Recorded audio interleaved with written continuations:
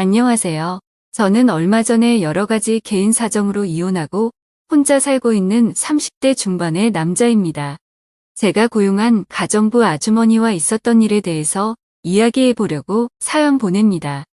제가 초등학생 때 어머니가 돌아가시고 그때부터 쭉 아버지와 단둘이 살았는데 아버지는 사업 때문에 매일 바쁘신 분이었고 저도 제 나름대로 공부하고 직장 다니며 바쁘게 살아왔습니다. 제가 30살이 됐을 때 아버지는 그동안 하시던 사업을 저에게 물려주시려고 했고 그에 따라 저는 경영에 대해서 본격적으로 공부하기 위해 자연스럽게 회사를 그만두게 되었습니다. 그 후로 아버지는 이제 새로운 삶을 살아보겠다며 12살이나 어린 여자와 재혼한 후에 지금은 제주도에서 지내고 계십니다. 워낙에 모아둔 재산이 많으시기 때문에 별 걱정 없이 남은 생을 사시려고 하는 것 같아요. 결국 그 뒤로 저는 이 넓은 집에 혼자 남게 되었고 철없는 나이에 대표님 소리까지 들으며 열심히 회사를 이끌어 나가고 있습니다. 수중에 가진 건 돈밖에 없다 보니 남자가 혼자 살고 돈 많고 좋은 차 몰고 다니면서 뭐하고 다녔겠습니까? 허구한 날 친구들이랑 술이나 마시러 다니고 새로운 여자 찾아다니는 게 일이었죠. 옆에서 간섭하는 어머니도 안 계시고 아버지도 안 계시니 하루에만 여자 3명을 번갈아 가며 데이트할 정도로 방탕하게 살아가고 있었습니다. 비싼 차를 타고 번화가를 누비기도 하고 의미 없는 드라이브를 하면서 여자들을 꼬시기 위해 많이 노력했습니다. 그러다 친구의 결혼식에 초대받아 참석한 적이 있는데 뒤풀이 현장에서 신부 친구라고 소개받은 여자를 보고 첫눈에 반해서 그녀에게 적극적으로 구애하기 시작했습니다. 제껏 만나오던 해프고 돈만 밝히는 그런 여자가 아니고 순수하고 때 묻지 않은 천사 같은 여자라고 느꼈습니다. 그래서 이런 여자라면 결혼해서 살아도 좋겠다는 생각이 들었습니다. 다만 한 가지 흠이 있다면 그녀의 요리 실력이나 집안을 청소하는 그런 가정적인 부분에서는 조금 부족함이 많은 것처럼 느껴졌습니다. 하지만 요즘 여자아이들이 집안일을 하면 얼마나 잘한다고 그냥 이런 부분은 어차피 가정부를 쓰면 되는 거라서 가볍게 생각했습니다. 그렇게 본격적으로 사귄 지 1년 만에 저희는 결혼에 골인했고 행복한 신혼생활을 즐기고 있었습니다. 그런데 사건이 하나 생기더군요. 어느 날 결혼 전 제 아내와 동거했었다는 남자가 저한테 대뜸 연락이 왔습니다. 그 남자는 저를 만나서 꼭 이야기를 하고 싶은 게 있다며 결국에는 제가 있는 곳까지 찾아오더라고요. 그 남자와 많은 이야기를 나눴는데 간단하게 정리하자면 자기와 지금 제 아내는 같은 회사를 다니다가 만나서 연애하기 시작했고 회사 근처에 원룸을 얻어 2년 가까이 동거를 했었다고 하더군요. 그렇게 동거하면서 잘 만나고 있는 와중에 친구 결혼식에 갔다가 저를 만나게 되면서 자기가 환승 이별을 당했다는 겁니다. 처음에 여자가 먼저 헤어지자고 했을 때는 평범한 연인들처럼 오래 사귀다 보니 사랑도 식고 정도 떨어졌나 싶어서 남자 쪽은 연인 관계를 계속 유지하고 싶어 했지만 헤어지려는 의지가 너무 강해 보여서 더 이상 붙잡지를 못했다네요. 하지만 나중에 자기도 알고 보니 동거를 하던 와중에 저와 양다리를 걸치다가 환승했더라는 사실을 뒤늦게 알게 되었고 본인과 동거할 당시에는 결혼까지 약속한 사이였지만 자기랑 헤어진 이유가 돈 많은 남자를 만나 결혼한 사실이라는 걸 알게 돼서 배신감이 느껴졌다는 겁니다. 돈 때문에 자기를 버리고 저랑 결혼한 사실을 뒤늦게 알게 되고 너무 분하고 억울하고 괘씸한 마음에 참다 저에게 연락을 해서 이런 사실을 말해야겠다고 마음먹었다고 하더라고요. 그 여자는 당신을 사랑하는 게 아니고 당신의 돈을 보고 결혼한 거라고 따끔하게 말을 하더라고요. 저는 제 아내를 사랑했기 때문에 많은 고민을 했지만 그 남자가 충분히 화날 수 있겠다는 생각이 들긴 들었습니다. 그리고 만약에 이 말이 사실이라면 아내와도 분명히 이야기를 해봐야 하는 문제라고 생각했었거든요. 지금껏 돈만 밝히는 해픈 여자들만 만나다가 이 여자는 뭔가 다르다고 생각해서 결혼했는데 만약 그게 사실이라면 저는 이 여자와 계속 사는 게 의미가 없는 거잖아요. 그래서 이 사실을 그날 저녁 아내에게 묻자 동거 사실을 인정했고 그녀는 마치 다른 사람처럼 저에게 따지기 시작했습니다. 사람이 좀 돈 보고 결혼할 수도 있는 거 아니냐면서 발끈 화를 내더라고요. 돈을 보고 결혼하는 게 얼굴과 성격 보고 결혼하는 거랑 뭐가 다르냐면서 자기는 자기가 잘못한 게 뭔지 모르겠다는 겁니다. 저는 그런 그녀의 모습에 머리가 깨질 것처럼 충격을 받았습니다. 어떤 남자에게 그렇게 상처를 주면서까지 돈을 보고 저랑 결혼한 게 너무나도 거부감이 들었고 결국 결혼한 지 1년을 못 채우고 그렇게 그녀와 이혼을 하게 됐습니다. 결혼한 지 얼마 안 돼서 이혼을 겪은 터라 많이 당황스럽기도 하고 아무래도 이혼한 후에 집에 여자가 없으니까 집안 꼴이 엉망진창이 되고 어느 순간부터는 걷잡을 수 없이 집이 더러워졌습니다. 왜 내가 만나는 여자는 모두 이 모양일까 생각하면서 정신적으로도 많이 힘들어서 일도 손에 안 잡히고 앞으로 어떻게 살아가야 하는지 고민이 많이 되더라고요. 도저히 혼자서 어떻게 해야 할지 모르겠다고 느끼는 상황에서 결국에는 청소도 해주시고 식사를 차려주실 분을 구하게 되었습니다. 저는 아르바이트 구하는 사이트에 구인 공고를 냈고 연락이 왔는데 그분이 그렇게 음식 솜씨가 끝내준다는 말을 스스로 하시길래 아주머니를 만나서 이야기를 나눴습니다. 스스로 40대 중반이라고 소개를 했지만 제가 아주머니라고 부르기도 민망할 정도로 젊어 보이고 세련된 느낌이 나는 여자더군요. 보통 가정부라고 말하면 상상되는 이미지가 있잖아요. 머리는 촌스럽게 파마를 하고 펑퍼짐한 옷을 입고 꾸미지도 않는 그런 아줌마 같은 이미지요. 근데 이분은 그런 상상 속 가정부의 모습과 너무 달라 솔직히 조금 놀랐습니다. 요리 실력이면 요리 실력, 집안일이면 집안일, 게다가 젊고 얼굴까지 예쁘니까 당장이라도 집에 와달라고 말씀을 드렸죠. 그러자 자기도 얼른 일을 시작하고 싶었는데 잘 됐다면서 하루라도 일찍 일할 수 있는 곳을 찾고 있었다고 첫날부터 바로 일하게 되었습니다. 일이 일사천리로 진행돼서 참 감사하더라고요. 저는 그날 일찍 퇴근하고 집에 들어갔는데 거지 같았던 집안꼴이 청소가 많이 돼 있고 집안에는 맛있는 냄새가 진동을 하더라고요. 제가 가장 좋아하는 보쌈 정식이 한가득 상에 차려져 있었고 깨끗해진 집과 맛있는 집밥을 보니까 어찌나 감사한지 울컥한 감정이 들었습니다. 저는 옷을 갈아입지도 않고 식탁에 앉아 갓 담은 김치와 촉촉한 고기들을 입안 가득 넣었습니다. 음식들이 제 입맛에 어쩜 그렇게 딱딱 잘 맞는지 허겁지겁 씹어 삼킨다고 정신이 없었네요.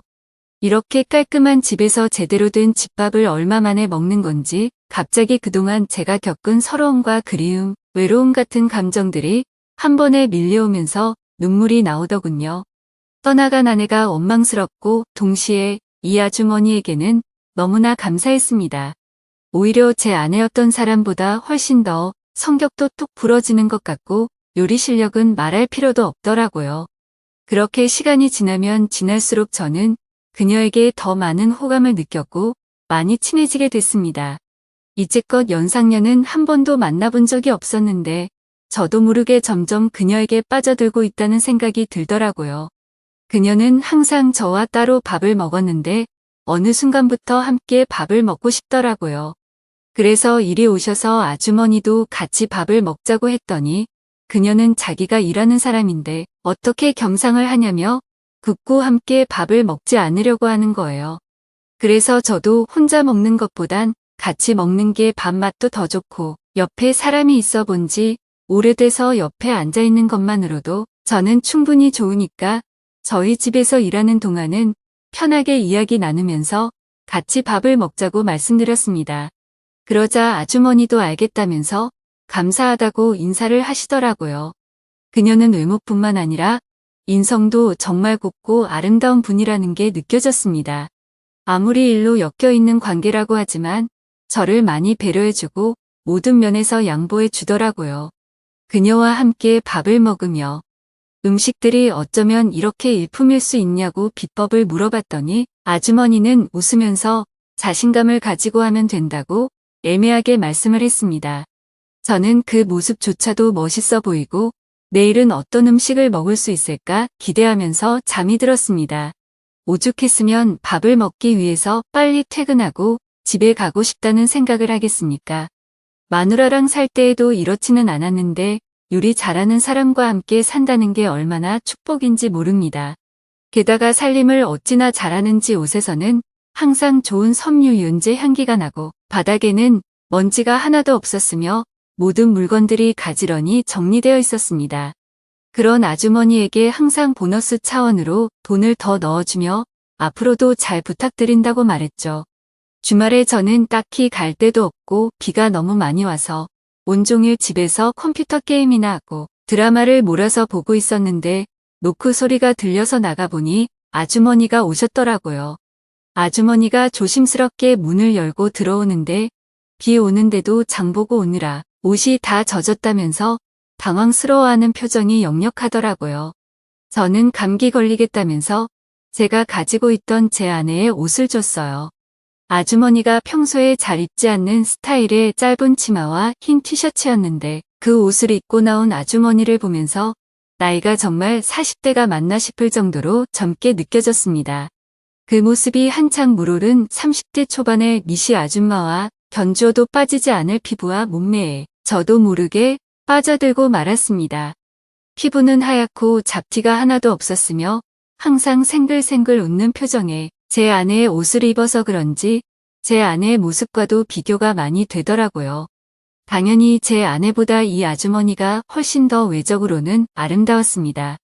그녀는 곧장 주방에서 일을 시작했는데 식사 전까지 시장하실까봐 간식으로 김치전을 만들었다고 이거랑 막걸리 한잔 하면서 좀 쉬고 있어라고 하더라고요. 저는 너무 좋아서 연신 고맙다고 인사하고 드라마 보면서 김치전과 막걸리를 즐겼습니다. 어쩜 이렇게 노릇노릇하게 잘 구웠는지 허기진 타이밍에 만들어주시는 것까지 정말 완벽하더라고요. 제가 특히 좋아하는 김치전은 얇고 바삭하게 구운 건데 그마저도 완벽해서 또 한 번 감동이 밀려왔습니다. 대충 음식들을 걸치다가 맛있는 냄새가 나서 주방으로 가봤더니 아주머니는 닭도리탕을 하고 있었습니다. 분주한 주방을 기웃거리며 음식에 관심을 가지자 아주머니는 웃으며 잠시만 기다리라고 하면서 제 어깨를 주물러줬습니다. 그 모습이 마치 부부 같더군요. 저는 이 순간이 참으로 행복했습니다. 저는 가끔씩 깨끗하게 청소가 되고 음식 냄새가 진동하는 이곳이 과연 내 집이 맞나 하는 생각이 들곤 합니다. 이혼한 후로 술에 빠져서 더럽게 살았는데 이 여자가 오고 난 뒤로 모든 게 달라졌거든요. 그렇게 혼자 생각에 빠져 있을 때쯤에 닭도리탕이 완성됐고 저는 밥을 먹으며 아주머니와 계속해서 막걸리를 걸쳤습니다. 아주머니도 비가 와서 그런지 막걸리가 당겼다면서 김치전 해주면서 막걸리 한 잔이 꼭 하고 싶었다고 웃으며 말하더군요. 저는 그녀와 그렇게 닭도리탕을 가운데 두고 김치전과 막걸리를 즐기기 시작했습니다. 많이 말고 딱 한 병만 먹자고 했던 우리는 시간 가는 줄 모르고 늦은 밤까지 시간을 보내고 많은 이야기를 나눴습니다. 아주머니는 아직 나이도 젊고 남의 집에 일이나 하러 다니실 분은 아닌 것 같은데 어쩌다 이 일을 하시게 된 거냐고 물어봤습니다. 10년 동안 전업주부로만 있다가 2년 전에 이혼하고 먹고 살려고 일자리를 찾다 보니 지금 이렇게 된 거라고 하더라고요. 그녀의 여러 가지 속사정을 들었고 저도 속사정을 말하면서 저희는 아주 가까워졌습니다. 주적주적 비가 오던 어느 날 그녀와 김치전에 닭도리탕을 실컷 먹고 막걸리를 한잔하다가 결국 저희는 정식으로 한번 만나보기로 하여 연인 사이로 발전하게 됐습니다. 2년 동안 혼자 지낸 그녀는 남자가 고팠는지 저와 뜨거운 밤을 보내는데 아주 만족해하는 모습을 보이더라고요.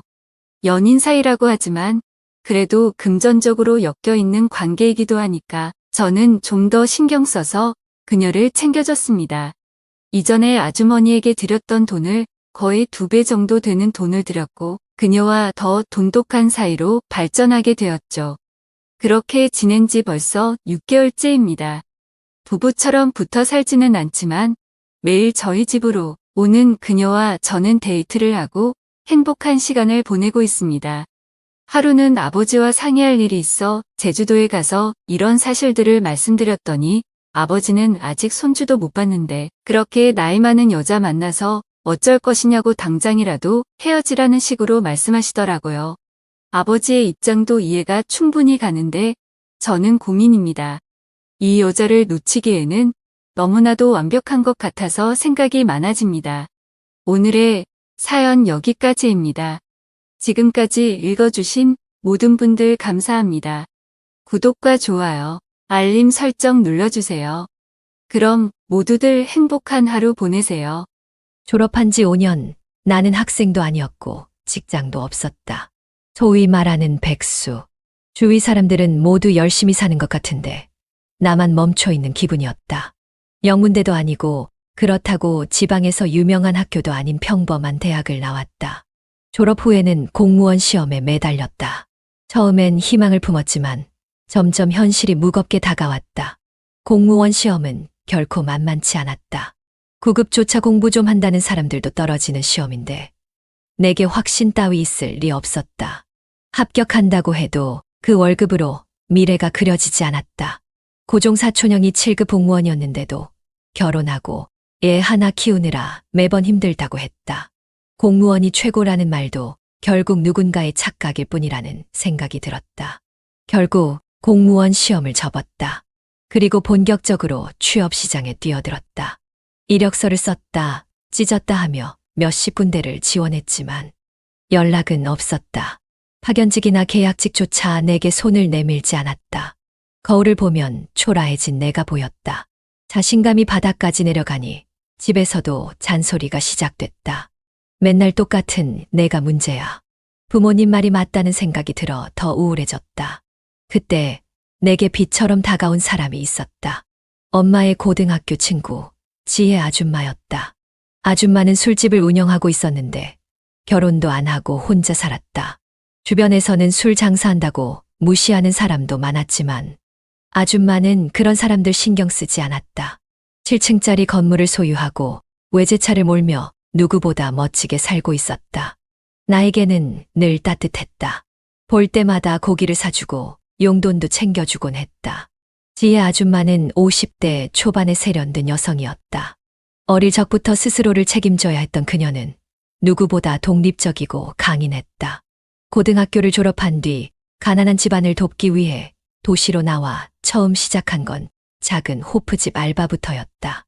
주변에서 저렇게 술집에서 평생 살겠냐 비웃어도 그녀는 아랑곳하지 않았다. 오히려 손님들과 잘 어울리고 일하는 방식을 배우면서 사업의 감각을 익혀갔다. 20대 중반 그녀는 몇 년간 모은 돈과 은행 대출을 합쳐 조그마한 술집을 열었다. 처음에는 자리가 잡히지 않아 고생도 많았다. 가게를 접을 위기에서도 그녀는 특유의 근성과 재치로 손님을 붙잡았다. 술집도 사업이다.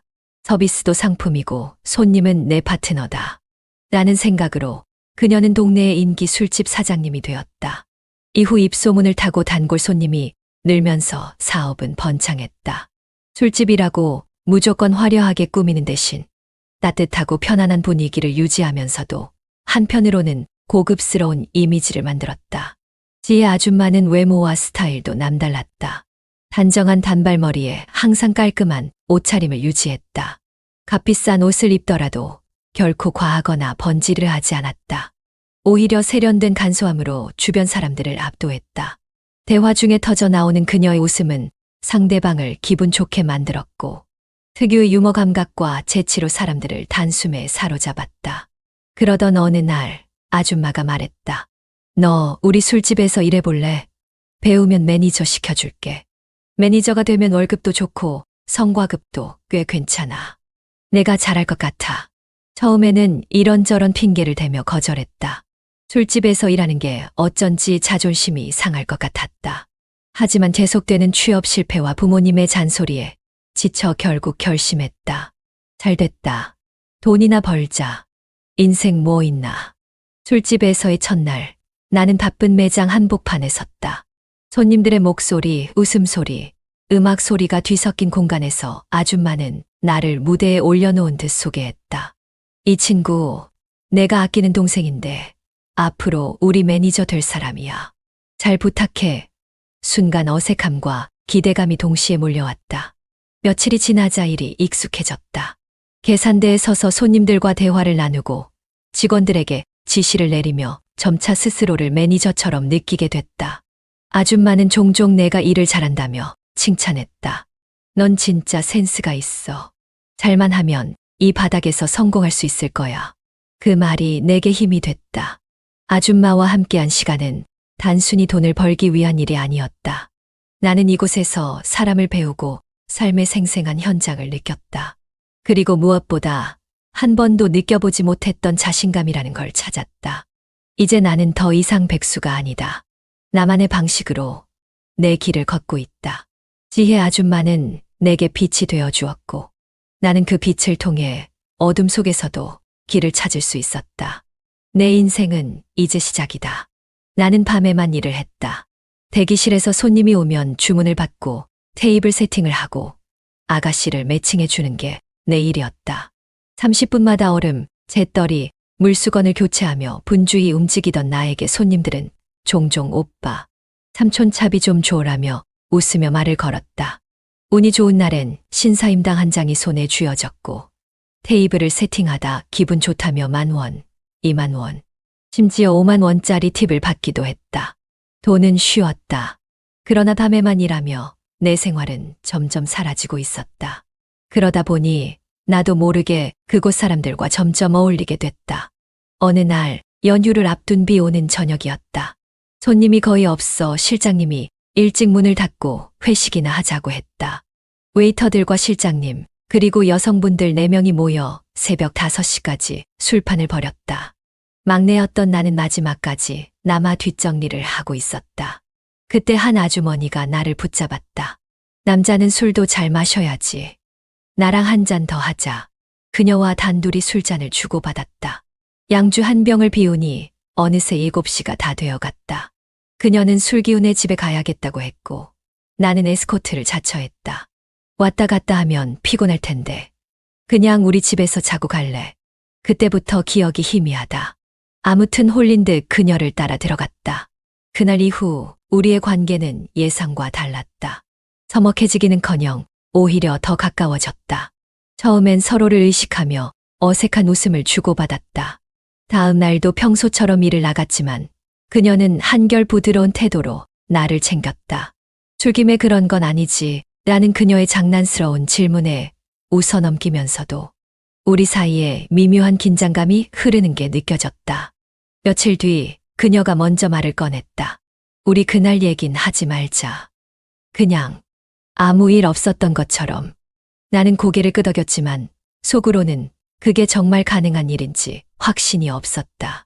그날 이후 그녀는 예전보다 나에게 더 신경을 쓰는 듯했다.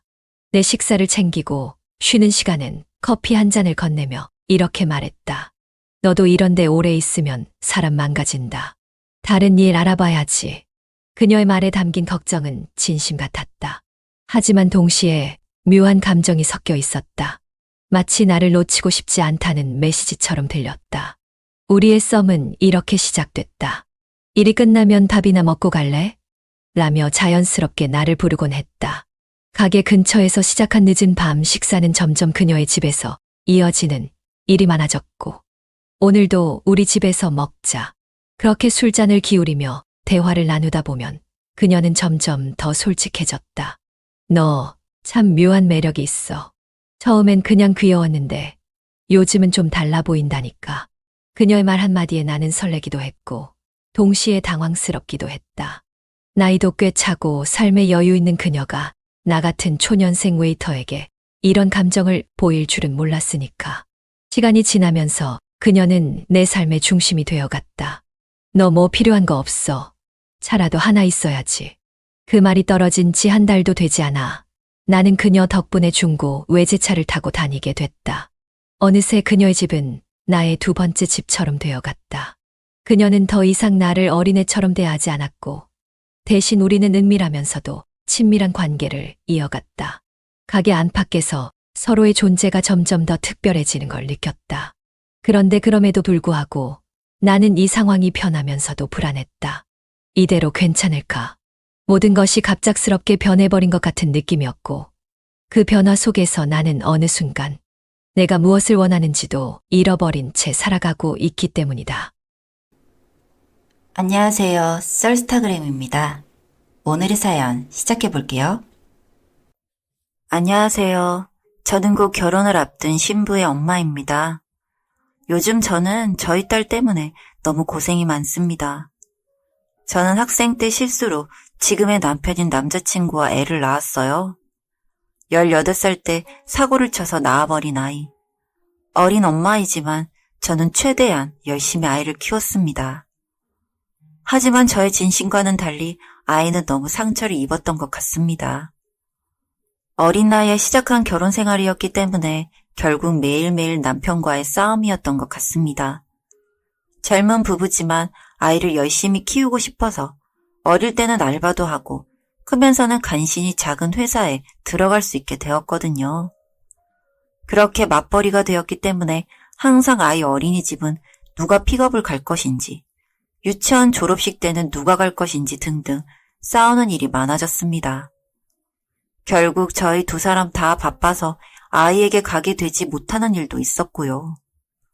그런 여러 상황들이 반복이 되다 보니 아무래도 아이에게 상처가 쌓여갔던 것 같습니다. 엄마, 이번에도 뭐다? 아빠는? 둘 다 못 갈 것 같다는 말에 어느 순간부터 아이는 그저 덤덤한 태도를 보였습니다. 하지만 저는 많이 상처를 받은 아이의 마음을 알 수 있었어요. 어느새 시간이 많이 지나서 19살이 된 아이. 아이가 19살이 되면서 저희 남편과 저는 해외 지사로 발령이 나게 되었습니다. 아이와 함께 가고 싶었지만 저희는 이미 대학에 합격한 아이와 함께 이민을 갈 수 없었고 아이도 한국에 남아있고 싶어 했습니다. 하지만 저희는 회사 일에도 욕심이 많았기 때문에 결국 저희는 딸에게 집을 남기고 이민을 갈 수밖에 없었습니다. 딸과 같이 오지 못해서 너무 속상하고 안타까웠던 세월들. 집에 있으면서 창밖으로 지나가는 아이들을 보면 딸이 생각났습니다. 매일매일 딸에게 전화해서 보고 싶다 하면 돌아오는 말은 앙칼진 딸의 목소리였어요. 보고 싶다고 하면 다야? 나 버리고 미국 간 거잖아. 보고 싶다는 말은 개뿔. 당장 오지도 못할 거고 어릴 때처럼 계속 버린 것처럼 당신이 버려놓고 보고 싶다고? 입에 침이나 바르고 말해. 이럴 거면 연락하지 마. 그 뒤로도 몇 번이나 딸에게 연락을 했지만 딸은 저의 연락을 제대로 받지 않았습니다. 잘 지내고 있냐는 말마다 제가 없는 덕분에 잘 지내고 있다는 말뿐. 그렇게 이민 생활 동안 저희 모녀 사이는 차가운 앙금만 쌓여가고 있을 뿐이었어요. 김댁댁 씨 되시죠? 지금 큰일 났어요. 이민 2년차 어느 날 남편 회사 쪽으로부터 전화가 왔습니다. 회사 공장 쪽으로 출장을 갔다가 남편이 떨어지는 자재에 머리를 맞아서 중상을 입었다는 소식이었어요. 남편의 소식을 듣자마자 눈앞이 뿌얘지면서 어지러웠던 저는 바로 그 자리에서 쓰러져 버리고야 말았습니다. 눈을 떠보니 다행히 저는 옆집 여자 메리 덕분에 병원에 있었고 그 순간 딸이 너무 생각나더라고요. 이제는 21살이 되어 있을 딸 가슴에 스크래치를 낸 저이지만 남편 상태를 꼭 알려야 할 것 같아서 아이에게 전화를 했습니다. 딸이 혹시라도 미국에 오는 것은 바라지도 않았죠. 땡땡아, 엄마야. 지금 아빠가 미국에서 큰일이 나셔서 조금 상태가 안 좋은 상태야. 너에게 상처를 준 우리 입장에서 너에게 어떤 연락을 하는 것도 정말 미안하지만 네가 혹시 나중에라도 알게 되면 아빠가 편찮으시다는 소식을 몰랐다는 것에 속상해하지 않을까 하고 이렇게 전화해. 혹시라도 미국에 오는 것은 바라지 않지만 이 사실 꼭 알아놨으면 좋겠다. 잘 지내, 건강하고. 혹시나 하는 마음이었지만 그래도 남편이 더 상태가 안 좋아지기 전에 딸을 봤으면 하는 마음에 딸에게 항공권을 살 수 있게 넉넉한 돈을 보내주었습니다. 항공권을 사지 않더라도 그 애가 제가 준 돈을 저희가 못 준 사랑이라 생각하고 쓰길 바랬죠. 하지만 남편의 병간호를 하다가 밖에서 저녁을 먹고 온 어느 밤 저는 정말 깜짝 놀랄 수밖에 없었어요. 남편의 침대에 엎드려 자고 있는 여자. 혹시나 하는 마음에 다가가서 그 여자의 옆 얼굴을 봤어요. 오랫동안 안 봤지만 너무나 익숙한 우리 딸 얼굴.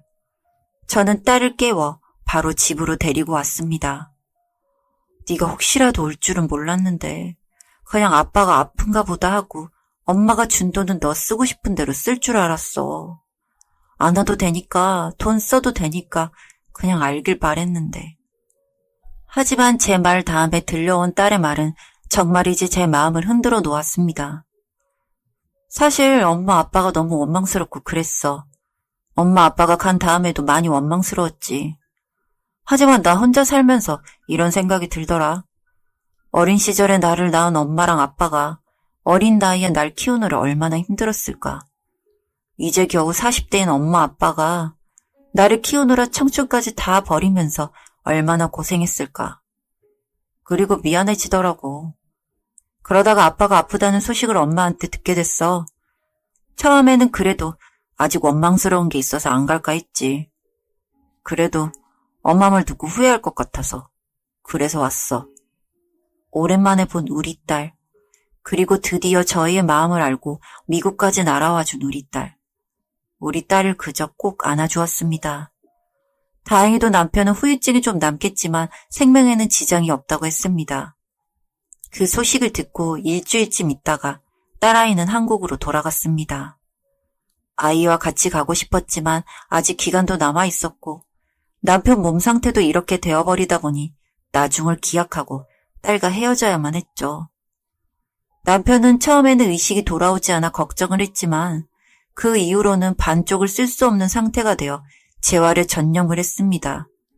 서서히 좋아지는 남편이었고 회사에서도 저희 부부의 이런 소식을 알고 나서는 둘 다 재활과 병간호에만 집중할 수 있도록 해주었습니다.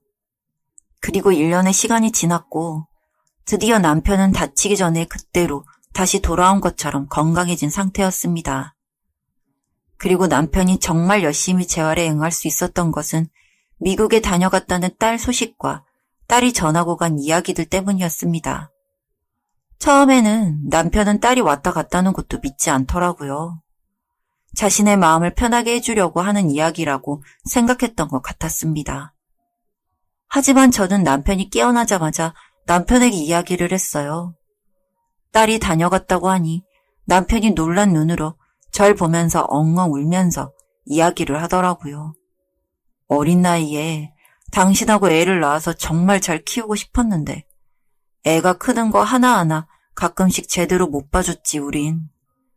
입학식, 졸업식 등등 제대로 가주지 못한 적이 많아서 부모가 필요할 때 없을 때마다 그 어린 것이 얼마나 상처받았을지 가끔 생각했어. 하지만 우리 땡땡이가 이제 이해해준다니 너무 고맙다. 솔직히 나는 땡땡이가 평생 우리에 대한 원망과 상처로 얼룩진 삶을 살 줄 알았어. 그런데 그게 아니라니 정말 다행이다. 정말 다행이야. 우는 남편을 보며 저도 얼마나 울었는지 모르겠습니다. 그렇게 남편은 퇴원을 했고 정상적으로 다시 회사에도 다니기 시작했습니다. 저는 남편이 다 나아서 회사에도 잘 다닌다는 소식을 바로 딸에게 전했고 곧 우리가 만나게 될 날이 멀지 않았다는 것도 전했습니다. 그리고 드디어 저희 부부는 한국으로 가게 되었어요. 딸에게 주고 싶은 것, 딸에게 해주고 싶은 말을 가득 안고 한국에 갔죠. 저희는 한국에 가면 딸을 볼 수 있다는 경사만 있을 줄 알았어요. 하지만 저희에게는 다른 경사가 기다리고 있었습니다. 일찍이 취업을 하겠다면서 전문대학을 나온 저희 딸. 저희 딸은 알고 보니 큰 백화점에서 매니저로 일하고 있었어요. 그동안 딸을 잘 돌볼 수 없어서 전혀 몰랐던 사실.